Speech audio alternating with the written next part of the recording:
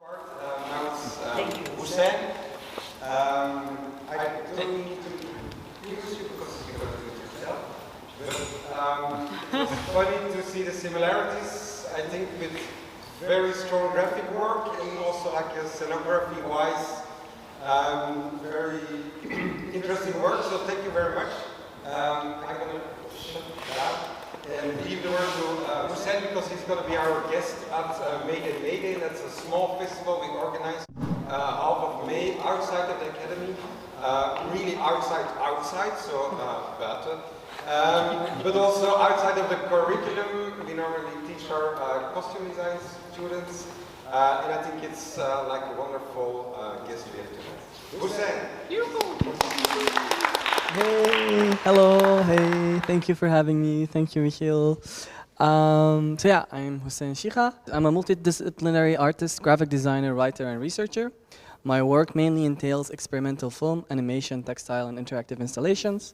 Through my artistic lens, I take the manipulation and transformation of the southern Iraqi carpet with all its philosophies as a starting point to understand design and art from Eastern and non-Eastern perspectives. In so doing, I examine possible shifts towards more inclusive and less Eurocentric perceptions of design and art. I know art is not written there, but it's there. Currently, I'm trying to research the erasure of handmade Iraqi tapestries and the idea of beauty that relates to Islamic art. I was born and raised in Iraq and moved to Antwerp in 2009. I studied here, actually, did my graphic design in master's. Oh, actually, it's there. It's there. And then I went to do advanced master's degree of research in art and design at Sint Lucas. Yeah, so this is me. Hello. So basically, like my whole work is really about this southern Iraqi carpets, and I really always emerge from that. Basically, southern Iraqi carpets are carpets or rugs that are woven in southern Iraq. I had them when I was younger in my home, and when I was doing my master's here, I was interested to kind of look for these carpets, research them as they were embedded in my memory, and I thought of them as not only an interesting object to study, to understand design, and also maybe art in a different way. Also, like during my studies, these kind of art forms were not very present, and for me, I couldn't like find myself personally because I also grew up somewhere else and I had a different visual culture, and coming here, being given this new visual culture, or for me, it's like, okay, how can we like coexist?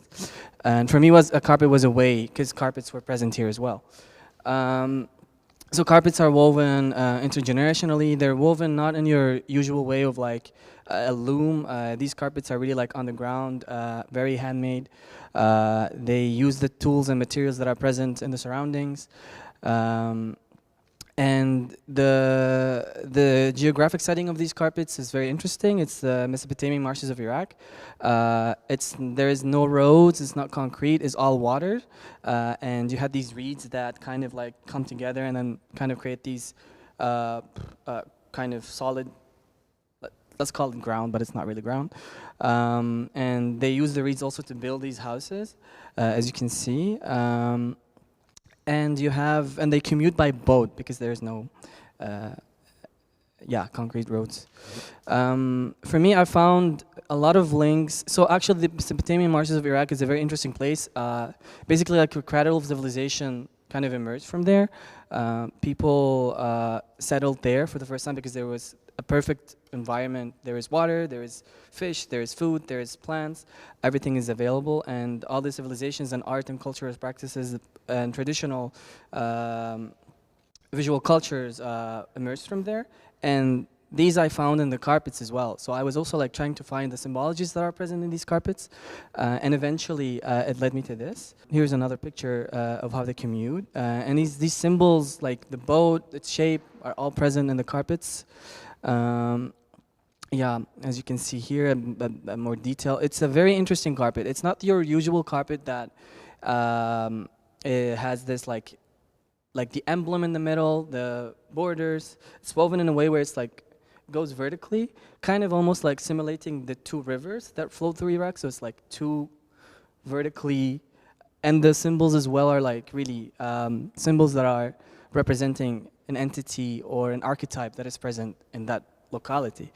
Here is another detail, and also you can see these these depictions. It's not only the everyday, but also this folkloric is present there. Like you see this kind of entity that maybe resembles a dragon. I don't know. Still looking into that. But again, as I said, it's like really this reimagining. For me, like when I was looking online, there was nothing to be found on these carpets. Nothing. And I found this one symbol, and I was looking at it, and I was like, two women or two figures standing next to something. I didn't get it. So in conversation with my mom, I was like, okay, what do they do there actually? So then you know, like, oh, actually they bake bread using clay ovens. So then you're like, oh, okay, this is what the symbol means. Other figures, dancing figures. I mean, this symbol also like probably is present in other carpets that has this like repetition of the same symbol of a human kind of. So for me, this research kind of got this kind of urgency as well, knowing the calamities that befell that area. First of all, you have the British colonialism and mandate that came to drill for oil, which destroyed ways in which the river can flow. That already kind of destroyed some ways for the river to flow. Then came Saddam Hussein, the dictator, and he drained the marshes. So you have to imagine these marshes were as big as Belgium. Now they're as big as Brussels. So they have been like destroyed to such extent where people are not busy with this practice anymore. The weaving carpets are not weaving anymore, and like kind of the stories and what these symbols might mean. These knowledges and it's being erased as we speak. So for me, that also gave me the sense of urgency. And this is something that I've been researching, and I'm still researching. I'm collecting and researching and looking into. Here more pictures. Yeah, it's very heartbreaking. And my mom went to Iraq for like 1 week or a month, I don't remember. And I was like, yeah, can you look in the streets or like there in Iraq, in Baghdad, if you can find something. And then she was asking around, and the people there, they were like, what are you looking for? And they're like, yeah, like a book about like southern Iraqi carpets. Man, I don't know, I don't think they weave there, honey. And they were like, yeah, well, they do. So then she was like, kept insisting and kept looking, and then eventually found one book that had 2 pages, which you can see, that kind of like explains a bit, and then she went back to the owner, like, hey, I found a book, and then like, oh, okay. So I mean, just to say that even the people in Iraq have forgotten that this practice exists.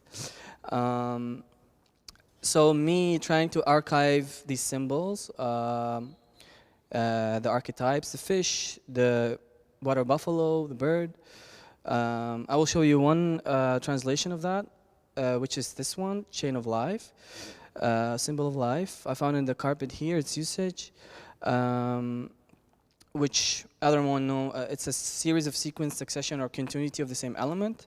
This decoration consists of a wavy plant, branch, and one leaf growing in one axis. It symbolizes growth, continuity, survival, fertility, and permanence of life. It represents the reeds surrounding the marshlands, the rivers. And it's also used to connect the 2 carpets. So as I told you again, this is how far they reach to make these carpets, and this is how big they are, the carpets then. And it's not big enough to use, so they would make another one and then attach it. Oh shit, yeah. This is translation. I was also interested in, okay, how to further, like develop it further, not weave again, because I can't weave, and I also don't want to weave.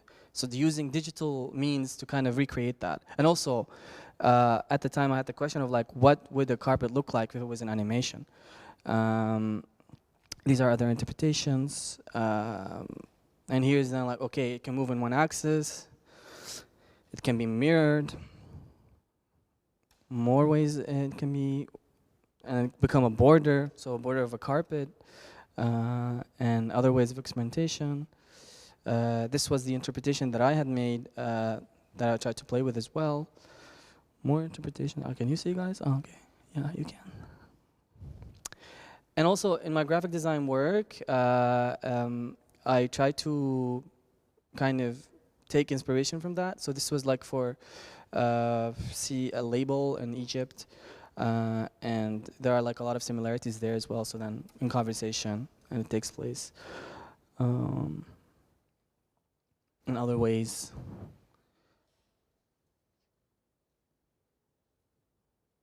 I'm just gonna show you. So yeah, okay. I like to work a lot with, so again, like this folkloric stories that are present in these carpets and relate to them, like Sumerian, because so Mesopotamian marshes of Iraq, a lot of civilizations like kind of went through it. You have the Sumerians, you have the Babylonians, the Akkadians, all of these people who had all these like mythologies. Like for example, I think we all know Ishtar, we all know Inanna, and I try to like play with that and like give it a new temporality. It doesn't exist only in stone, but also like digitally. Of course, people have done this, but I try to like also combine this carpet idea as well, as you can see, like replicating the borders, the emblem. And also like creating spaces online. This was a collaboration with Adriaan de Rover. I mean, there is sound, but then kind of like creating this labyrinth in which you can get lost in. But then also again, it's a new temporality in which this work can exist. Yeah. And actually you can really like control. There's a website you can go and like go through it and explore. And there's also music playing, which is not playing right now, but which Adriaan de Rover made. Oh, okay. So other examples of that. I also recently showed my work at Kiosk in Ghent, which again like this reinterpretation of Inanna.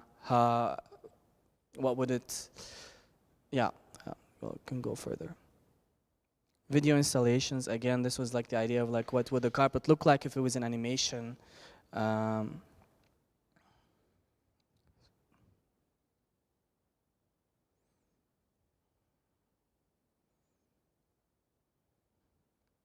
So really like, again, exploring all these different mediums. This was then screen printing that we did during Frans Masereel Centrum residency we did.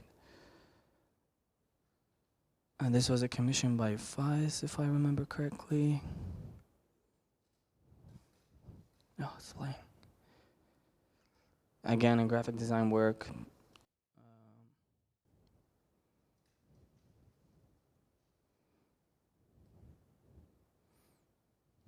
Also playing with loops, repetition, carpets, repetition, loops.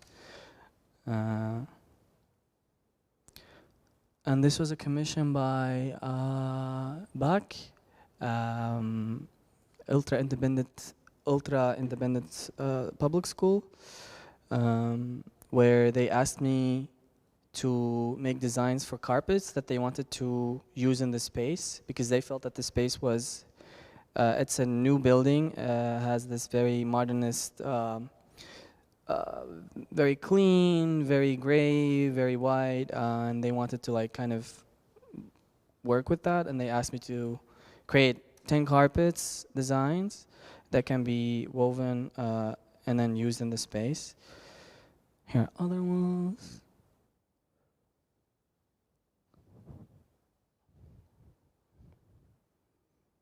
And this is like an example how they were used. The show is still going on in Utrecht till the 27th of May, I believe. It's a very interesting program. Like, it's beautiful. It's a treasure. I mean, not even interesting. It's just everything. I'm just like so honored to be there. So I mean, if you have the time, please go check it out. They're very amazing. So yeah, also like pillows. Here you can see seat cushions. Ah, yeah, and this is an another work that was now it's being sold in Dubai, I believe, at Hop. Yes. So also again, like exploring ways in new temporalities, like new ways in which this carpet can exist. And then was a scarf, like additions, and also like I don't believe in, or like I don't believe in ownership. Like these symbols, they are not mine. The people who made these symbols or made them, they didn't take ownership of that. So I'm also very like in love with this idea of like, okay, I want to share this, and not only one person can own it, or like creating this one thing that can be sold somewhere or shown at the gallery. Like, I like to spread it somehow.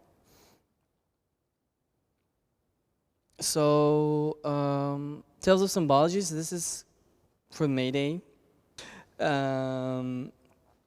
Basically, we're gonna be, I mean, I don't know exactly if we're gonna be using a laser cutter or not. There are two options. I leave that to you guys. I mean, I already like put the assignment there, or like assignment, not assignment, project, and then you can interpret it or do whatever with it you want. Here you see, I mean, yeah, I'm just gonna read this. This work explores the tradition of hand printing with stamps and fabric. This technique was used across the Levantine region and its neighboring countries, but in most areas was replaced by machines. This work is part of my ongoing research and attempt at preserving, passing on the visual languages present in the endangered Iraqi tapestries. This work was done in collaboration with Sadri Alvis. This method explores possible to join different visual languages in one harmonious whole. And in our practices, we embrace the spirit of collaboration as a means to expand knowledge and tool sets between ourselves and also with others.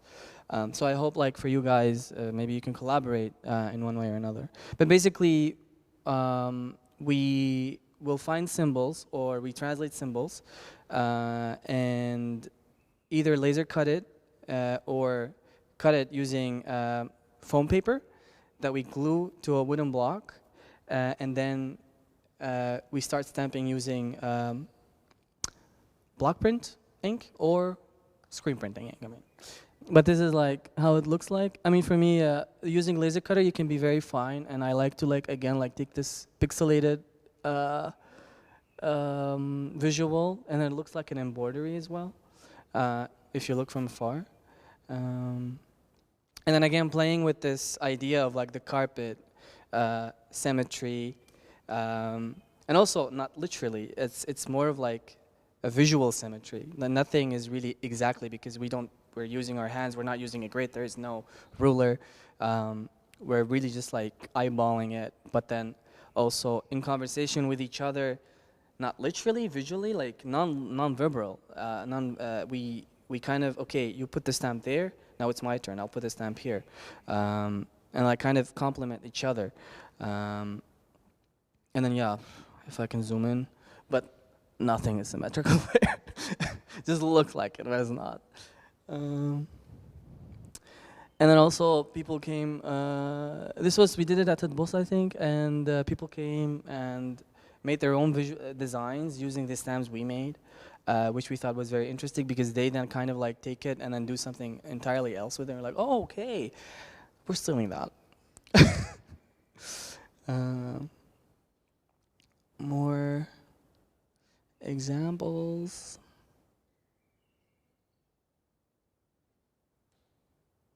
And we did it at Extra City, and this is the paper foam. Okay, so subjective mapping. The carpet acts as a subjective map of one's locality, a temporary home and a space for gathering. We understand the carpet as an autonomous intersection between art, craft, and design. During May Day, we will look into the philosophies and symbols and stories present in tapestries. Carpets are surrounded by immaterial cultural hatches, symbolic ornaments, visual languages that have been undermined by the modernist less is more, and overlooked as an autonomous reference of design and art practice. So less is more, cute. She's very cute. People throw that. They're like, oh, less is more. Oh yeah, cute, very cute. But actually, the person who wrote this, let's read what he was saying. The evolution of culture is synonymous with the removal of ornament. It could only benefit us if for a time we were to abandon ornament and concentrate entirely on the erection of buildings that were finely shaped and charming in their sobriety. I can tolerate the ornaments of the kafir, the Persian, the Slavic peasant woman, my shoemaker's ornaments, for they have no other ways of attaining the high points of their existence. We have art, which has taken the place of ornament. After the toils and troubles of the day, we go to Beethoven or to Tristan. This, my shoemaker, cannot do. Okay, girl. So, yeah, less is more. Very cute, but who wrote it, who's talked about it, how he's talking about it, I don't think he likes me, but you know. So according to Los, ornament was only reserved to the primitive, but ironically he allowed its presence adorning female bodies and atavistic buildings, such as the Ministry of War.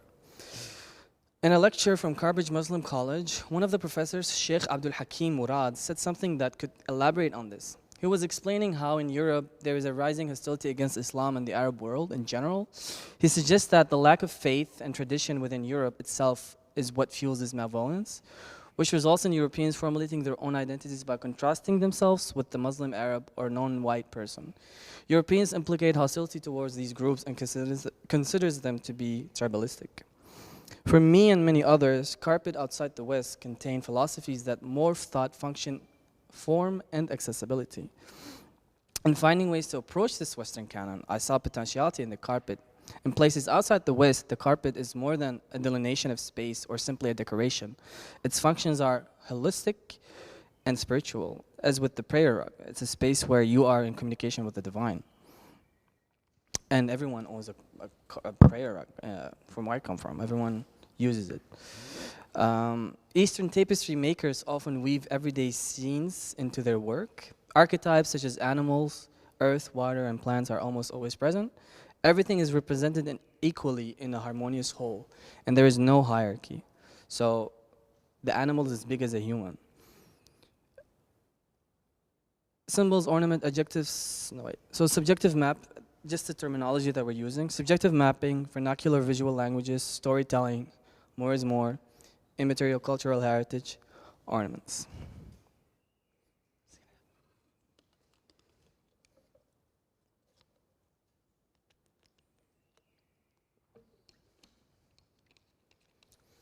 So, can centering traditions and philosophies associated with tapestries and its symbols be a way to speculate upon new ways of design and art making? Philosophies of the tapestries that I have and my collaborator have kind of mapped out. Subjective mapping, reflecting on a locality by engaging with one's surrounding and dialogues of interpretation and creation.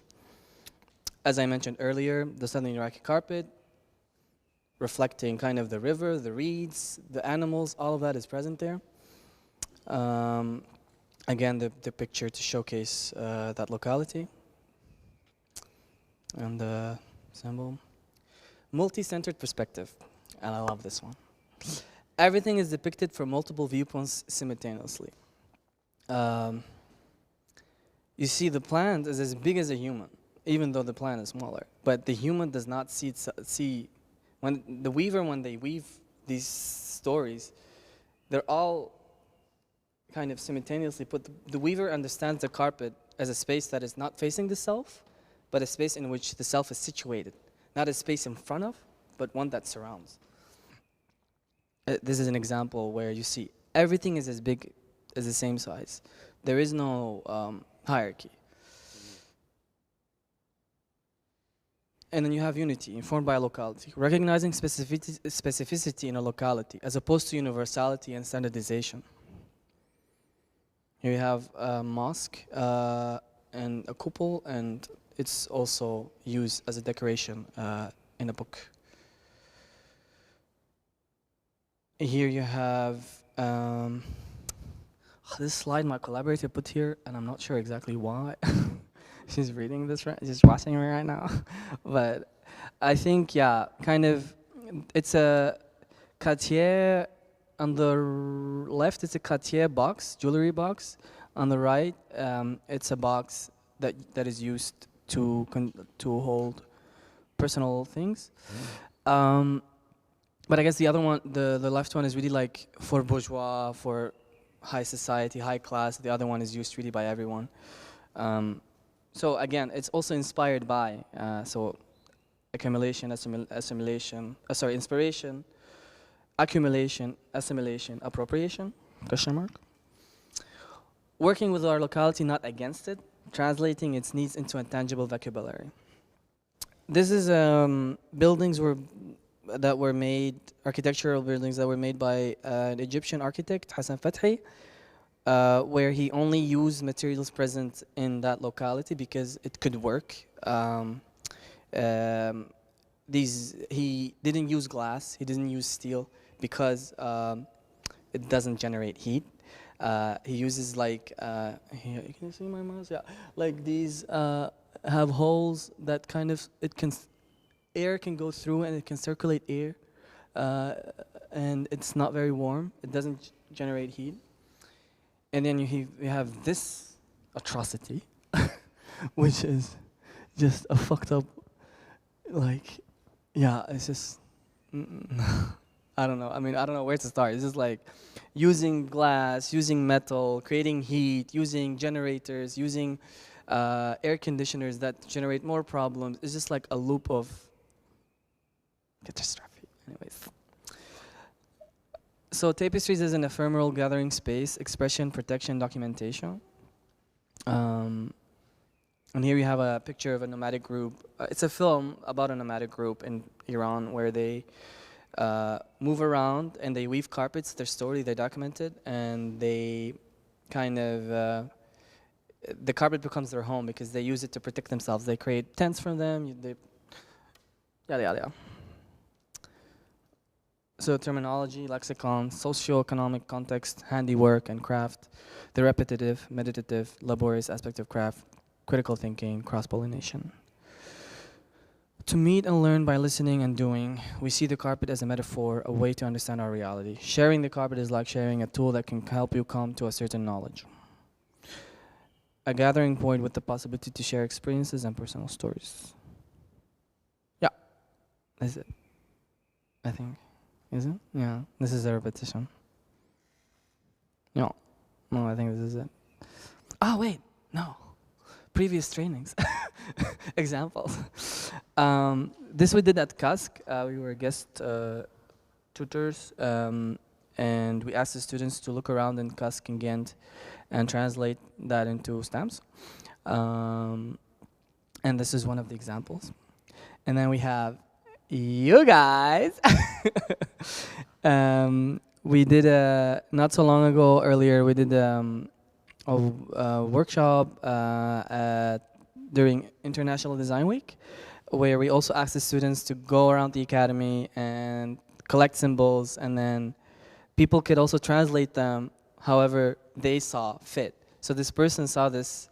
I'm pretty sure you guys have seen this outside of the academy building, and this person saw the eye of providence in it, which is very interesting. So it's really like, yeah, it's not about again, like symbols and stories. Symbols are not about this is it. It can be also an interpretation, and people can take them and do as they see with them. And we also asked them to take with them a symbol from home, and Mihran decided to take a symbol that was present a lot in the carpets, as she comes from a Turkish background. And this was it. And we asked them also to do some research and find out what they might mean, and also what they might mean to them, so it can also be personal. This was another example. It's at the fountain at Hendrik Conscience Square. Era! Sorry, she's sitting there. And she took this, oh my God, shell that is used for, I'm just gonna read it. Bronze of shell of St. James the Great, embedded in the streets of Antwerp. They showed the pilgrimage way to Santiago de Compostela. Yeah. The shell refers to Saint James. He is an apostle of Jesus who is said to be buried in Santiago de Compostela. He was patron saint of workers, soldiers, millionaires, and pilgrims, among others. And basically, like, this symbol kind of becomes a trace that you can follow. And I remember when we did the exhibition kind of there, they decided to use the symbol as to show the way to our exhibition space. So they glued it on the ground in a way, which was such a great idea. This is another example. So this is a symbol that she found here, and she kind of linked it to a symbol that I think was present in Ghana. And it's very beautiful. Like, she wrote, like, in the end, we need to learn from the past to build the future. And how she translated it. And then we made cakes and used the symbols to create these cakes, and also tablecloths. And the whole class was just transformed. It was beautiful. And me, I'm like, can't believe it's so good. Because I left for a bit, and then I came back, and it was like there. Like, what? How fast? Yeah. And this is then another example. This was from last week. We were in back. And then we asked the students to make symbols present in Utrecht. Yeah, it was a very, very, very beautiful experience. So this is then the second choice that I was talking about, using really like foam paper that you can cut and make, and you can make multiple symbols. Here are examples. And this was at Extra City in Antwerp. This is small. We're gonna go bigger. So I leave you with the quote that inspires and influenced my practice immensely. Western culture has over time separated the notion of art from artisanship, which is disastrous. It's a worldwide phenomenon. For the most part, we are in a Western world, even in countries outside the West. To return to Arab Muslim craftsmanship, one would mention the guilds were organized in the same way the Sufi tariqas. Manual labor was in line with the intellectual endeavors. Western thought separated the handmade from the spirit. So basically, thinking with your hand and not necessarily thinking with your head. Yeah. Thank you.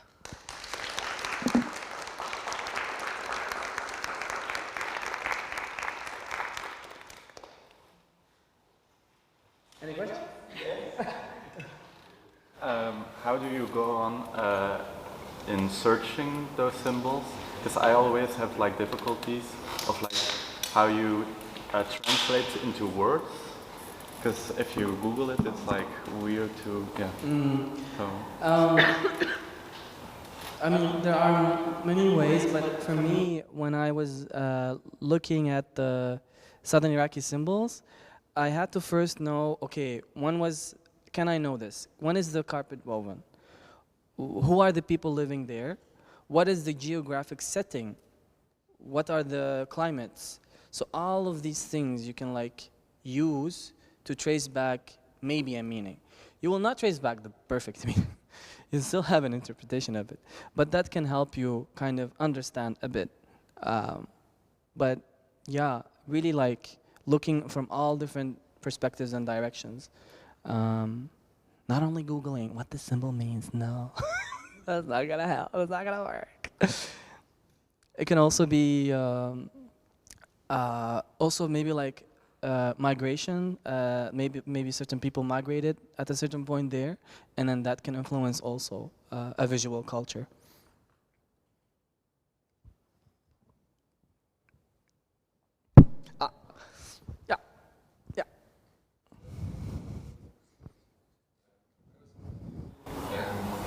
Seeing your reference material, the carpet that you showed, they're all quite colourful. And your reference mainly what it matter. And I feel like also, I mean, more recently maybe you've used maybe colours. And so I'm wondering, like, where do you see the symbology in the colour, and like how does it relate to your environment? Very good question. Yeah, I think like for me in the beginning, I was mostly concerned with archiving the symbols themselves, and that meant I couldn't really work on the color yet. But so it was really like, okay, how can I archive these symbols and put them together, and have them have its space. Color is very important, but what I know of color, from those regions is, they're using dyes. I do use a lot of blue, because of reasons. but no, I am, as you said, I'm using more and more color, and trying to. And now I'm only now researching, like, okay, the colors, why are they not present? For example, the color blue, indigo, apparently was not present in Europe, and it was only like transferred at a certain point during slave trades, and then the plant found itself there. Why did I get here? But yeah, more and more, I'm trying to like understand what colors really mean first. So I think it's a whole ass research that I still haven't started yet. But yeah. Interesting is that you still have to this translation of the symbology of the carpet to the digital really, and then you also open a video game or something. Yeah. And really this kind of of the internet, and then now you're kind of referring it back to something handmade or something. Again, kind of tapestry, right? So I think it's interesting maybe to see how this translation is going, and maybe also that's the point where the color can be. Yeah, thank you for bringing the game. But yeah, there are multiple projects also that emerge from this. The video game that I'm working on to kind of, so I have multiple audiences, and my audience is always like kind of my family or members of my family. For example, the video game is really for my brother, my little brother, and I see that like for him, as he came to Belgium not so long ago, he didn't really have time to, or any kind of chance to get acquainted with the culture. So the video game is like a way to get him to just like a taste of that. The carpets are for my mom. She wants these carpets. She has her eyes on these carpets. So yeah, it's really like, okay, the audiences, and yeah. A short clarifying question about the, not necessarily, it wasn't an exposition in Utrecht, right? It was a collaboration with a school, or did I misunderstand? The one that's showing in Utrecht right now still. Oh, the Utrecht. Oh, yeah. So it's basically, it's an exhibition, but it's also not an exhibition. Both at the same time. There are also trainings. It's really a complicated program, but very beautiful. No, okay. Oh, no, this is being recorded. No, it's not complicated, but it's complicated, and it can be. What to say? Where is it here? It's an exhibition, but actually, this thing that I made, these carpets, was a learning object that was used to kind of be studied in a way. And it can be activated by a training we then gave last week. So all these people who were exhibiting there, they all give a training to activate the learning object that they made.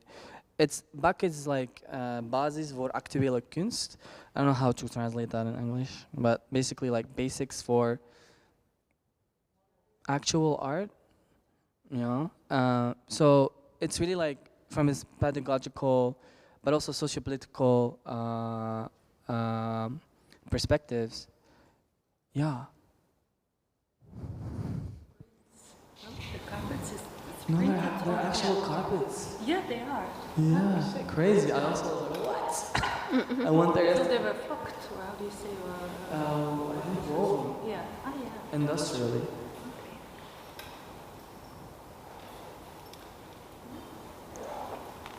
And these pillows were also woven. If you like zoom in, you can see like the threads going on. It's really crazy.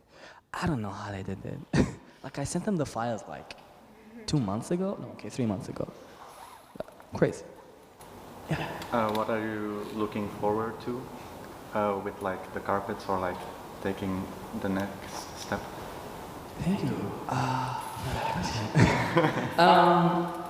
I think I'm just really like, now it's been a lot of, I'm really looking forward to the video game.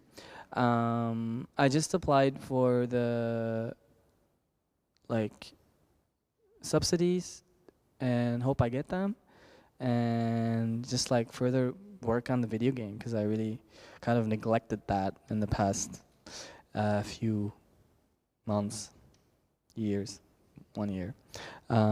Yeah, really like continue that and just focus, because now it's really like a lot of different projects that are diverging from themselves.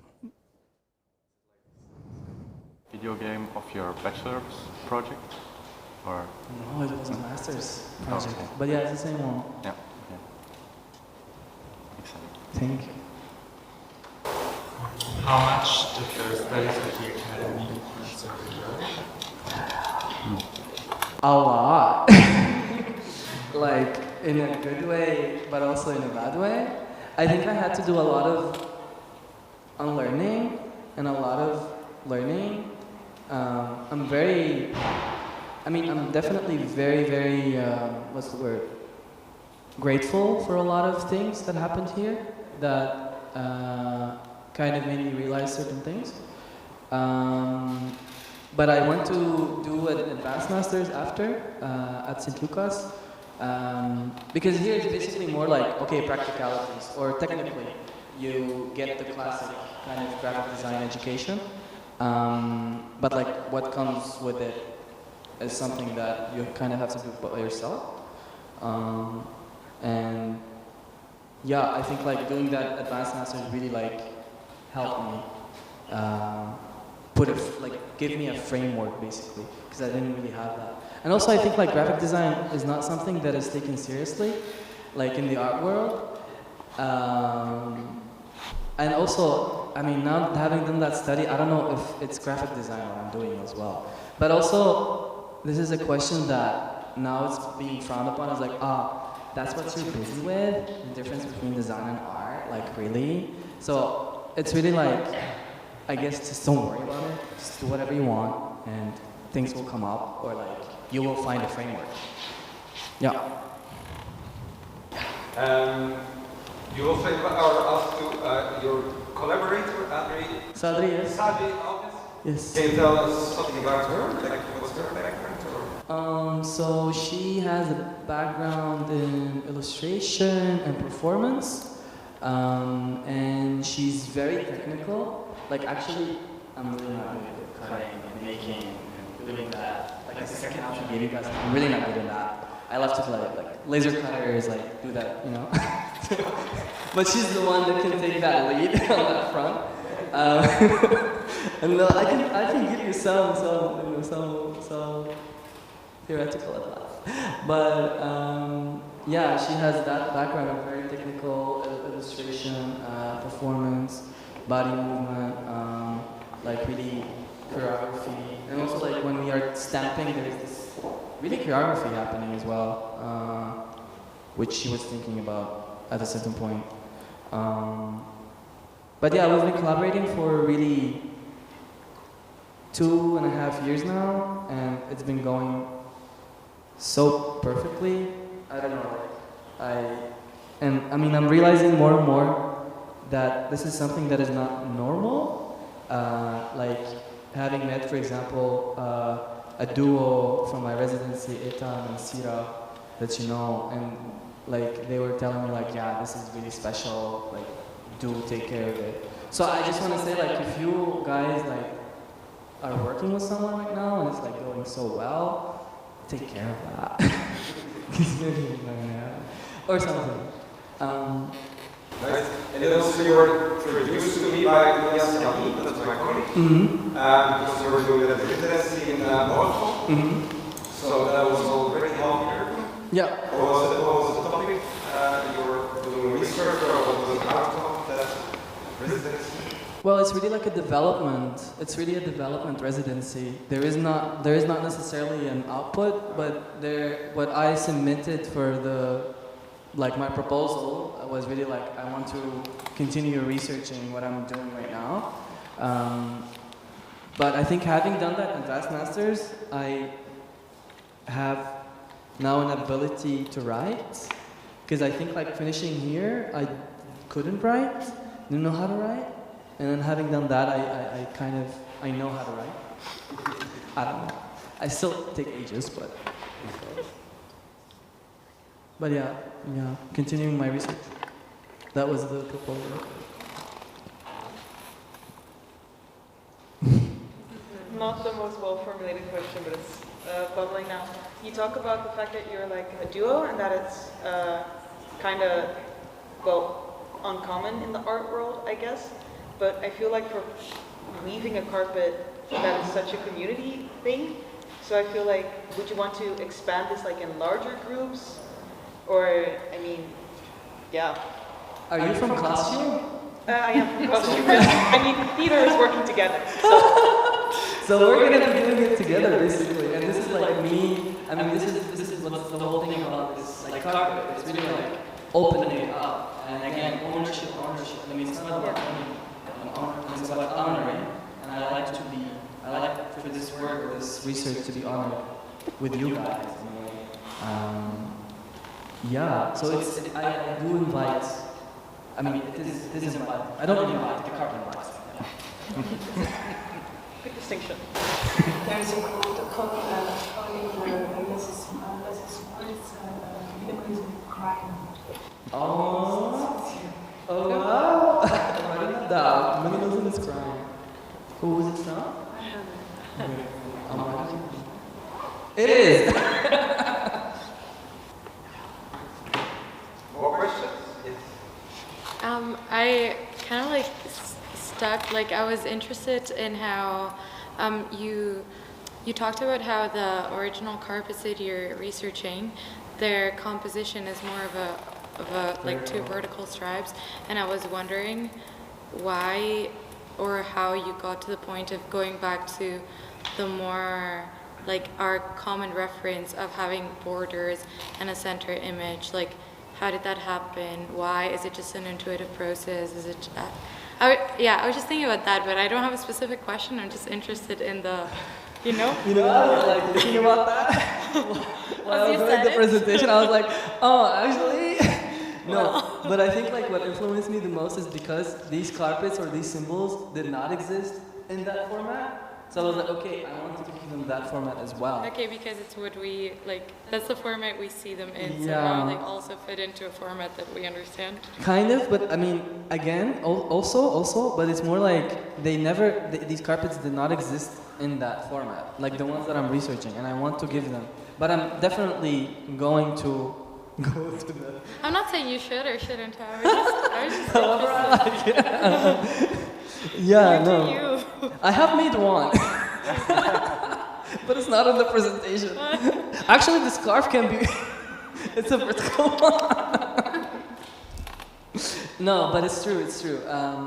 But it's more complicated also. I think I'm also very interested in this like emblem, like the anatomy of a carpet, of the Persian garden, Persian carpet. So again, the Persian carpet is actually a representation of a Persian garden. The middle emblem thing is actually a fountain. So I was researching that at the time, and I was so intrigued, and I was like, Wedding carpet. yes. Is it that it's joined, they join two carpets at the moment of the wedding, or is it? No, I think they joined them beforehand, but these carpets are, because they are so like laborious and they take so much time, it was used as a, what is it called again, when someone is a dowry? So it's used as a dowry to kind of like say, yeah, this is our daughter, this person is so important, this is the most important thing, and this is the carpet, you know? So like kind of, but I think that's beautiful also. Very romantic, yeah. Hey man, it could be, I don't know. It's not anywhere on the internet, so it could be right. Thank you very much. Yeah, thank you very much. Thank you.